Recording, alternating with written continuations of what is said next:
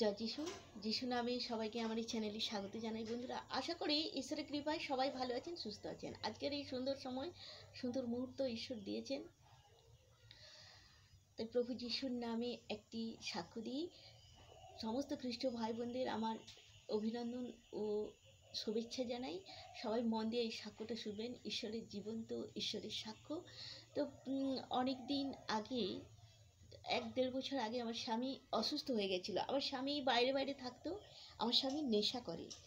তো আমরা দেশে থাকতাম। এখন হাওড়াতে এসেছি কাজের জায়গায়। তো এখানে আমার স্বামী ওই নেশাটা করেই থাকে। তো আমরা প্রতিবাদ করলে অশান্তি, ঘরে ঝগড়াঝাটি, অশান্তি হয়। তো আমার স্বামী খেতেই থাকে, কখনো লুকিয়ে আসে। তো আমার ছেলেরা বললেও মানতে চায় না। আমরা সবাই বলি, আমার বাপের বাড়ির লোকেরা বলে যে তুমি ওটা খেও না, শরীর খারাপ হবে, বিপদ হয়ে যাবে, কোথায় কী হবে তার শেষ নেই, খেও না।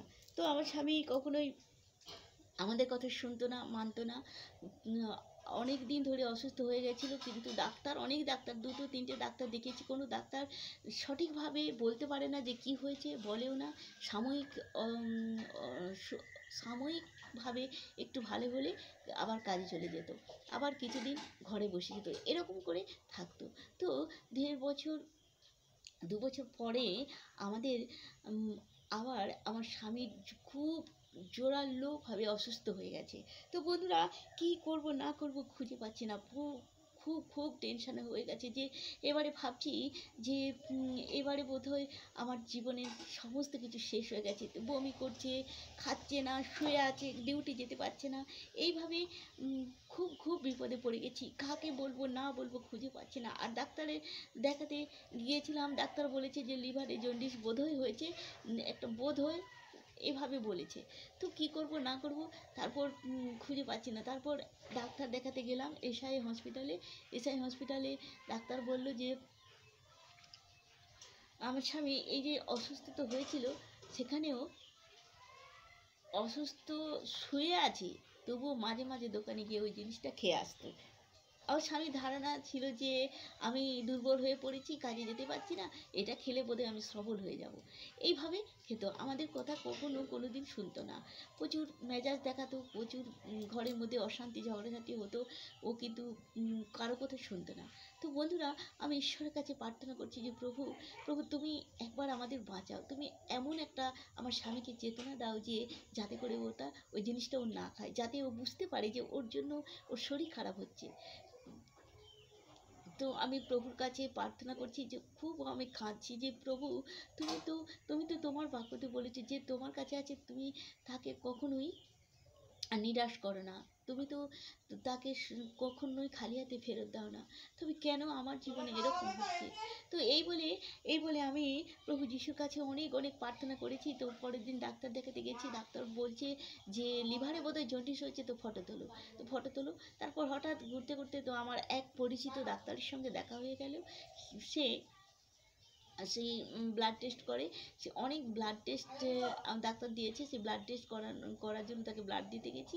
সে বলছে যে তুমি পেটের ফটো তুলো, কী হয়েছে না হয়েছে। তো বন্ধুরা, আমি খুব টেনশানে পড়ে গেছি। আমার স্বামী উঠতে পারছিল না, একেবারে বিছানায় শয্যা হয়ে গেছিলো লাস্টের দিকে। তো আমি টেনশানে পড়ে গেছি যে ঈশ্বর, আমাকে কি এই শেষের দিনে পৌঁছে দিয়েছে? আমার স্বামীর যদি কিছু হয় আমি কে নিয়ে থাকবো, কীভাবে বাঁচবো?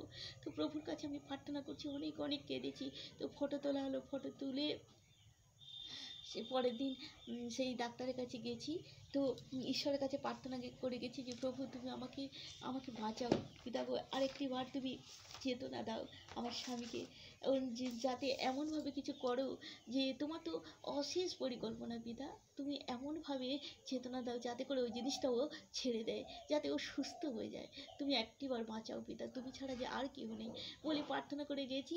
তো পরের দিন সেই রিপোর্টটা ও নিজে হাতে করে নিয়ে এসেই যে আমাদের পরিচিত ডাক্তার, তার কাছে গেছে। তার কাছে বলছে, দেখো তো আমার কি হয়েছে।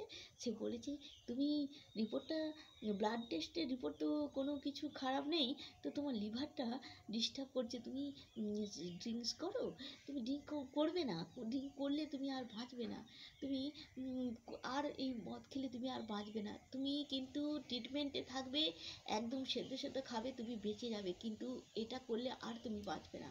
তখন আমার স্বামী ওই জিনিসটাকে ওখানে মেনে নিল, ওখানে ও বিশ্বাস করলো মনে মনে, ওকে দেখলে বোঝা যায় যে ও মনে মনে ওই ডাক্তারের কথাটা ও মানলো। কিন্তু বন্ধুরা, আমরা এত বছর ওকে না বলে এসেছি, আমার বাপের বাড়ির লোকেরা না বলেছে, আমার দেশের বাড়ির লোকেরা না বলেছে, কিন্তু ও কারোর কথা শোনেনি, কিন্তু এই ডাক্তারের কথা শুনেছে। তো আমি বিশ্বাস করি। তো বন্ধুরা, ঈশ্বর ঈশ্বর সেই ডাক্তারের মুখ দিয়ে ওকে না বলেছে।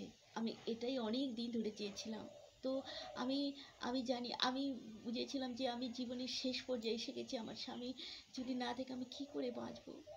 তো ঈশ্বর কখনো, ঈশ্বরের পথে থাকলে তিনি মানুষকে কখনোই শেষ করেন না। তিনি কিন্তু যখনই, যেখানে মানুষের জীবন শেষ শেষ মনে হবে, সেখানেই তিনি আমাদের জীবনকে শুরু করেন। তো অসংখ্য অসংখ্য প্রভু যিশুকে ধন্যবাদ জানাই। এখন আমার স্বামী অনেকটাই সুস্থ আছে, ভালো আছে, ডিউটি যাচ্ছে। তো আমার স্বামী ওই জিনিসটা এখন অনেক দিন থেকে খাচ্ছে না। তো প্রভু যিশুর কাছে আমার স্বামীকে রাখি যেন আর কখনো না খায়। আপনারাও প্রার্থনা করুন, প্রত্যেকটা নারীর যেন স্বামী বা সন্তানরা যেন এইভাবে নেশা না করে, ঈশ্বরের বিরুদ্ধ কাজ না করে। সবাই ভালো থাকবেন। তিনি যে পরিকল্পনা করেন, তিনি বলেছেন যে জিরোমিও 29:11 তিনি বলেছেন, কেননা সদাপ্রভু বলেন, আমি তোমাদের পক্ষে যে সকল সংকল্প করিতেছি তাহা আমি জানি, সে সকল মঙ্গলের সংকল্প, অমঙ্গলের নয়, তোমাদিগকে শেষ ফল ও আশা সিদ্ধ দেবার সংকল্প। তো বন্ধুরা, আমার স্বামীর শরীর খারাপ হয়েছে, এটার থেকে এই যে তিনি যে শেষ ফল ও আশা সিদ্ধ দেবার সংকল্প করেছেন আমার জন্য, তাই অসংখ্য অসংখ্য ধন্যবাদ জানাই পরমেশ্বর পিতাকে। ধন্যবাদ জানাই যে তিনি শেষে যে আমার স্বামীকে চেতনা বাক্য দিয়েছেন, সেই ডাক্তারের মুখ দিয়ে তিনি তা মেনে নিয়েছেন, আর তিনি এখন ভালো আছেন, সুস্থ আছেন। তিনি, ওনার সংকল্প অনেক দৃঢ়। উনি যে সংকল্প করেন আমাদের জন্য, সত্যিকারের মঙ্গলের সংকল্প করেন। জয় যিশু। ভালো থাকবেন। হালেলুয়া। ঈশ্বর সবাই, প্রভু যিশুর গৌরব মহিমা প্রশংসা প্রভু যিশুর হোক। লাখো লাখো ধন্যবাদ জানাই। আমিন, আমিন, আমিন।